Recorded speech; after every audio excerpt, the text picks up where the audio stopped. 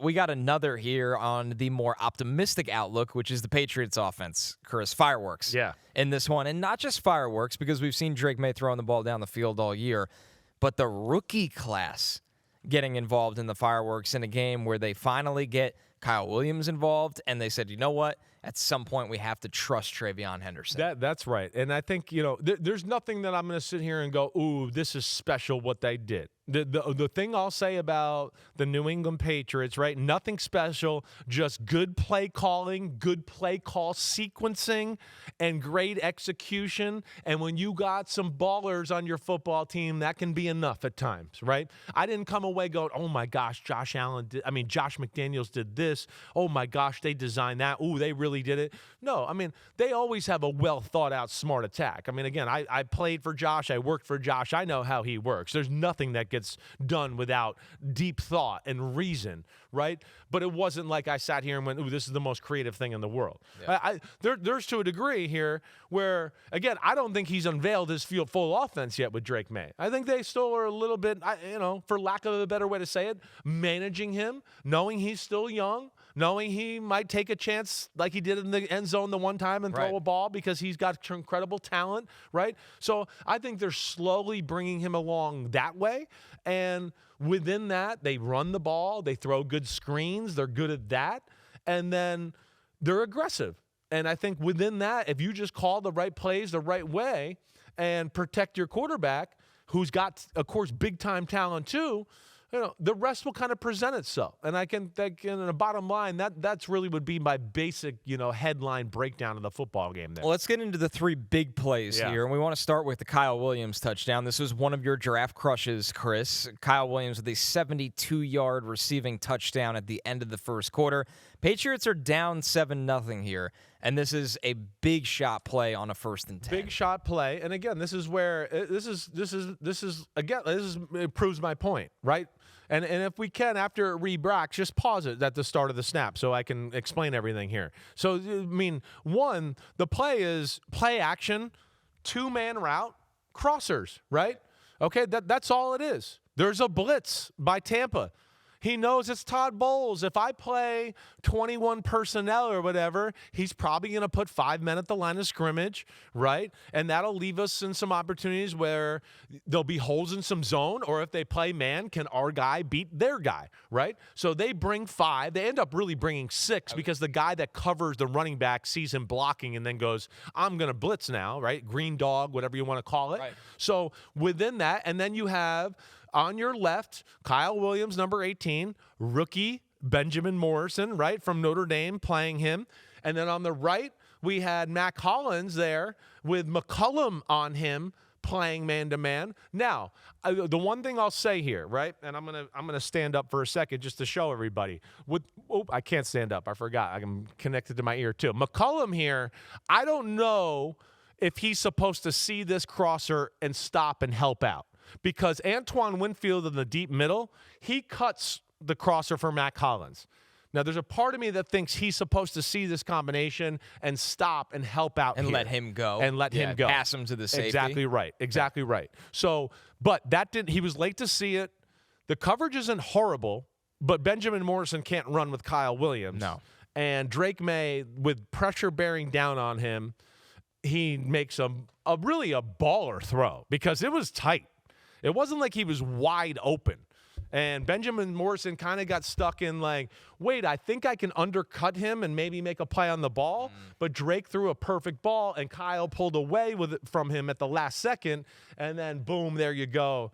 And you saw him turn it on, and this is part of the reason I loved him because, he's got 3 rockets up his ass. He's part of that club right there. And that's a scenario for the defense. You have Zion McCollum, who's a super athlete, but he's on another deep threat. Exactly. And Matt Collins, you only have so many corners that are 4'3", 40-inch vertical. 100%. Like, it's just not. Exactly right. And I usually get mad at, Todd Bowles for too many 5-man rushes and stuff of that. That hasn't been the case for a lot of the year this year, and it wasn't the case in this football game.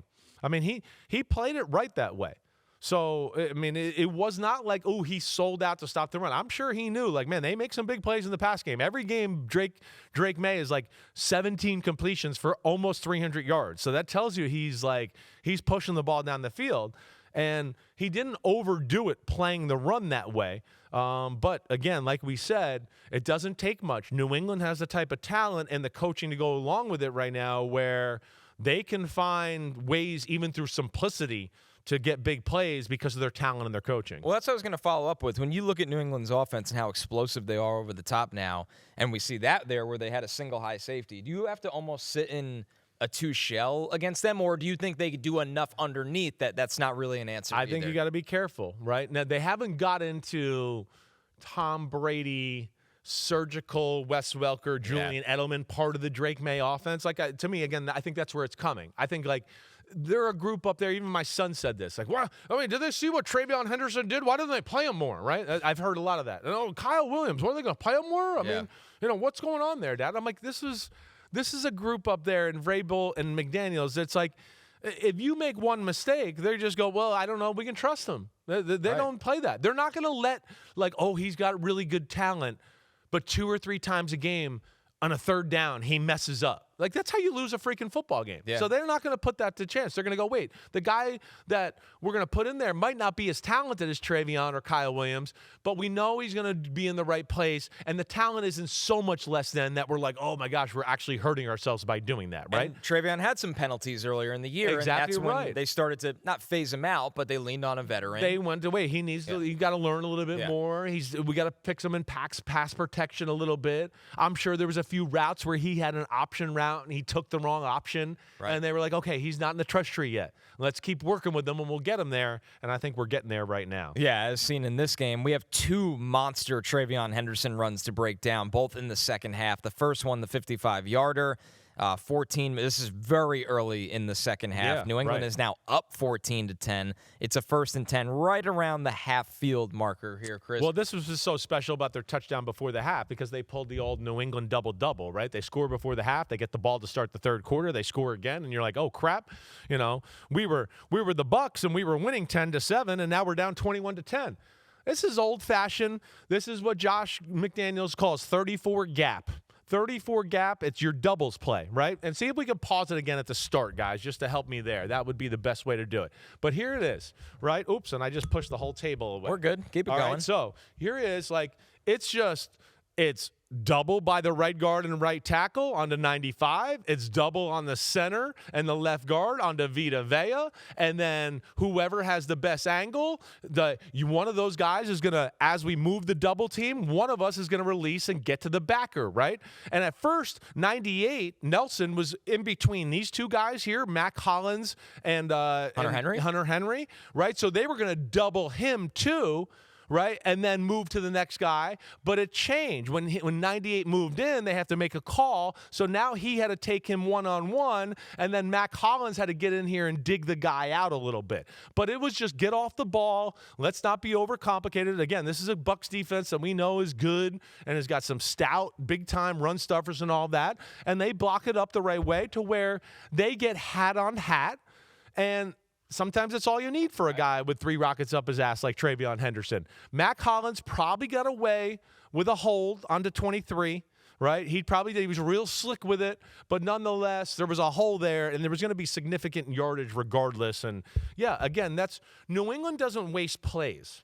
Right? New England doesn't waste plays. They everything they call, just like every good offense, has rhyme, reason, and intention. It's not like we just go, oh, I like this play. We read it good in practice. They don't work like that. It's like if we're being played a certain way, we're going to call this play. If they change it to this way, hey, we're going to get to this package of plays. That's the way it is. And, when you look at them, you go, they can do it all on offense through kind of a simple lens right now. They run the ball. They're a good screen team. They're a good wide receiver screen team, right? And then they're awesome at play action pass. And then their drop back pass game is pretty damn good too.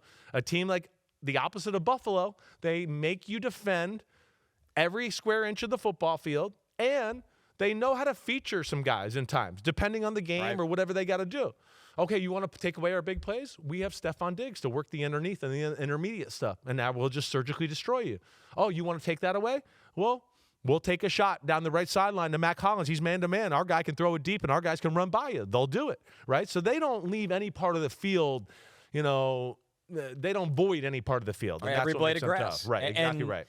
after all of that, you still have a quarterback that can create with his legs. Exactly. Which he hasn't had to do as much of. He hasn't had to do as much of. And what's funny, and I'm glad you brought that up, is the Bucs were scared of it.